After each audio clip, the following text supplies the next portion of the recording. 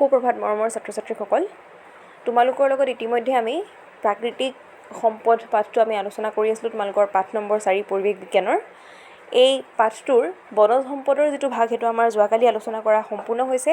তাৰ পৰা মই তোমালোকক এটা ঘৰুৱা কাম কৰিবলৈ দিছিলোঁ, তোমালোকে কামটো কৰি মোক বেছি সংখ্যকে দেখুৱাইছা, তাৰ কাৰণে তোমালোকক ধন্যবাদ থাকিল। আৰু যিসকলে দেখুওৱা নাই তেওঁলোকে সোনকালে কামখিনি কৰি মোক দেখুৱাব বুলি আশা কৰিলোঁ।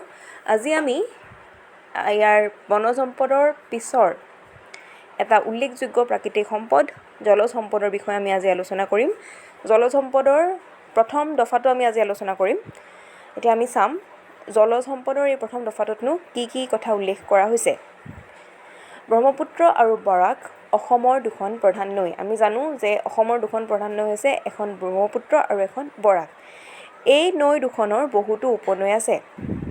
উপনৈ মানে হৈছে নৈখনৰ সৰু সৰু কিছুমান সুঁতি বা শাখা।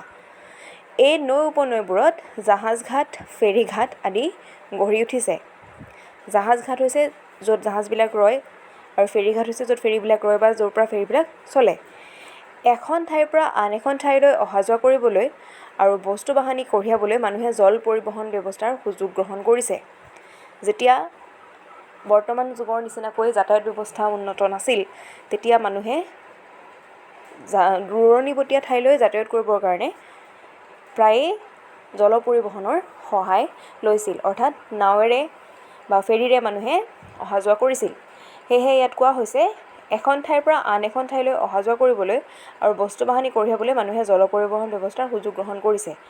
বৰ্তমান সময়তো যদিও বিজ্ঞান প্ৰযুক্তিবিদ্যা বহু পৰিমাণে উন্নত হৈছে, কিন্তু জল পৰিবহণৰ ব্যৱহাৰ বা জল পৰিবহণৰ প্ৰয়োজনীয়তাটো কিছু পৰিমাণে কমি গ'লেও কিন্তু সম্পূৰ্ণৰূপে আমি নাইকিয়া হৈ গৈছে বুলি ক'ব নোৱাৰোঁ।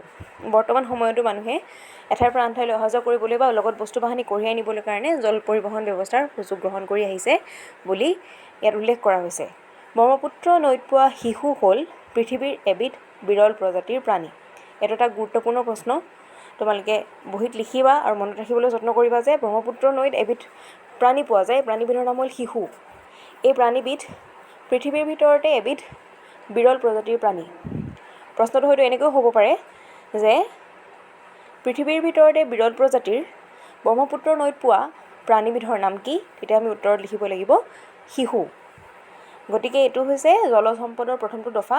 ইয়াত আমি পালোঁ কেইবাটাও গুৰুত্বপূৰ্ণ কথা। প্ৰথম গুৰুত্বপূৰ্ণ কথাটো হ'ল যিটো আমি হয়তো বহু সংখ্যকে জানো যে ব্ৰহ্মপুত্ৰৰ দুখন প্ৰধান নৈ হৈছে ব্ৰহ্মপুত্ৰ আৰু বৰাক।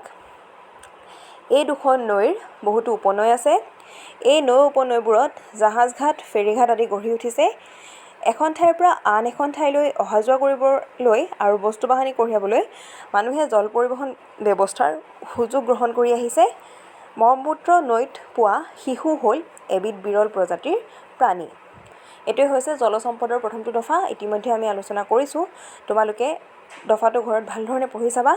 কিবা যদি নুবুজা কথা থাকে তোমালোকে সুধিবা মোক, আৰু দফাটো বহীত লিখিবা। আৰু যিকেইটা গুৰুত্বপূৰ্ণ প্ৰশ্ন দুটা মই আঙুলিয়াই দিলোঁ, প্ৰথমটো হ'ল অসমৰ প্ৰধান নৈ দুখন কি, দ্বিতীয়টো হ'ল ব্ৰহ্মপুত্ৰৰ বুকুত পোৱা পৃথিৱীৰ ভিতৰতে বিৰল প্ৰজাতিৰ প্ৰাণীবিধৰ নাম কি।